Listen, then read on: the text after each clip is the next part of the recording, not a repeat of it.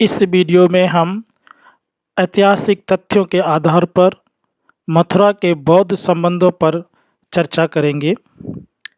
माना जाता है कि किसी शहर का इतिहास जानना हो तो वहाँ के संग्रहालय को घूम आइए। अगर उस शहर ने ईमानदारी से अपना इतिहास संजोया होगा तो वह वहाँ के संग्रहालय में जरूर मौजूद होगा। मथुरा के डैम्पियर नगर में मौजूद राजकीय संग्रहालय बिल्कुल वैसा ही है। यह संग्रहालय विश्व भर में आपको बुद्ध और बौद्ध धर्म के करीब ले जाता है। असल में बौद्ध धर्म को मानने वालों के लिए मथुरा कितना महत्वपूर्ण है, इसका अंदाज़ा इसी बात से लगाया जा सकता है कि भगवान बुद्ध 2 बार मथुरा आए थे। इसी तरह एक वक्त में मथुरा में 16 बुद्ध विहार हुआ करते थे। इस वजह से मथुरा बौद्ध धर्मावलंबियों के लिए काफ़ी महत्वपूर्ण केंद्र था। मथुरा के स्थानीय लोगों को बुद्ध के इतिहास के बारे में भले ही पता न हो, मथुरा पहुंचने वाले तमाम विदेशी सैलानी यहां बुद्ध को ढूंढते हुए जरूर आते हैं। सन 1860 में मथुरा में ही जमालपुर टीले से बुद्ध की 2 आदमकद प्रतिमाएं प्राप्त हुई थीं।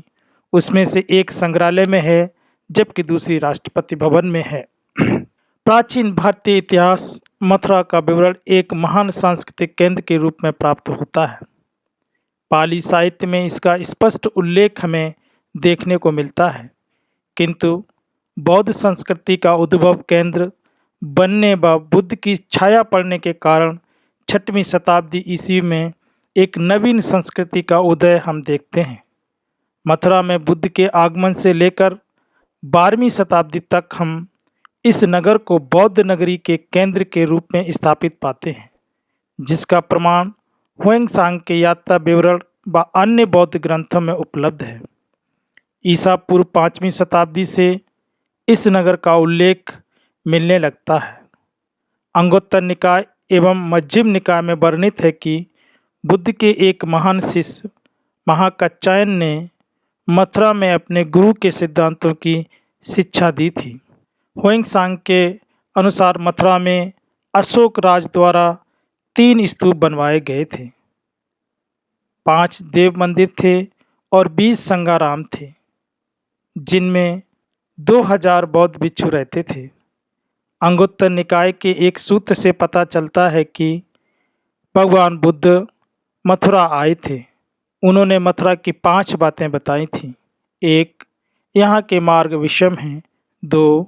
धूल बहुत उड़ती है। 3. कुत्ते बड़े भयंकर हैं। 4. यहाँ के यक्ष अज्ञानी हैं। 5. भिक्षा यहाँ बहुत मुश्किल से प्राप्त होती है।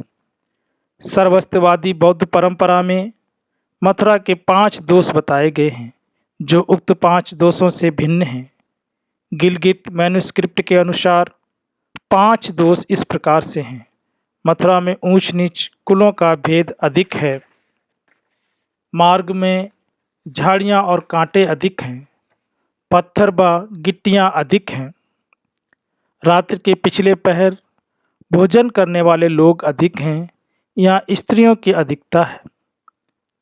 त्रिपिटक साहित्य के अन्य ग्रंथ विमानबत्थ, जो कि खुद्दक निकाय का एक ग्रंथ है, कि अट्ठकथा से यह पता चलता है कि मथुरा में भगवान बुद्ध ने एक मरणासन स्त्री का भोजन दान स्वीकार किया था और उसे उपदेश भी दिया था। बौद्ध विद्वान अश्वघोष के अनुसार मथुरा में ही भगवान बुद्ध ने भयानक यक्ष को बौद्ध धर्म की दीक्षा दी थी।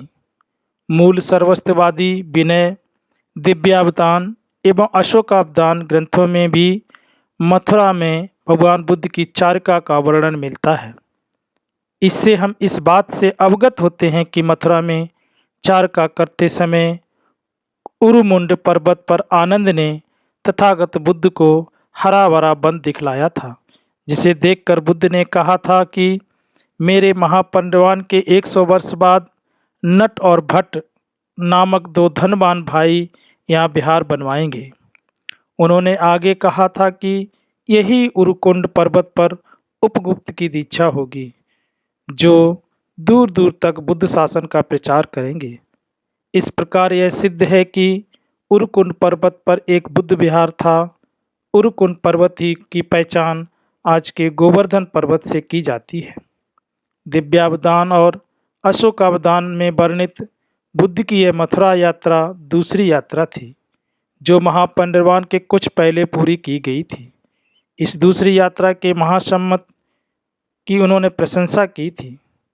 मध्यम निकाय के अध्ययन से ये पता चलता है कि भगवान बुद्ध के महापरिनिर्वाण के पश्चात उनके प्रमुख शिष्य महाकात्यायन धर्म प्रचार के लिए मथुरा गए थे। वहाँ के राजा माथुर अवंती पुत्र को माधुर्य सुतंत्र का उपदेश दिया था। उपर्युक्त निकाय से ये भी ज्ञात होता है कि महाकात्यायन मथुरा के गुंदावन में ठहरे थे, जिसकी पहचान बौद्ध विद्वान डॉक्टर भरत सिंह उपाध्याय ने गोवर्धन पर्वत से कुछ दूर कृष्ण कुंड वन से की है।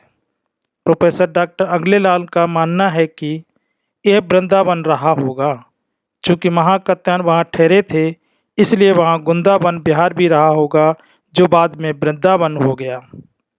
इस प्रकार मथुरा की भगवान बुद्ध की कम से कम 2 बार यात्रा जरूर की थी। भगवान ने यह यात्रा अपने बेरंजा प्रवास के दौरान की थी, जो कि मथुरा से बहुत दूरी पर नहीं है।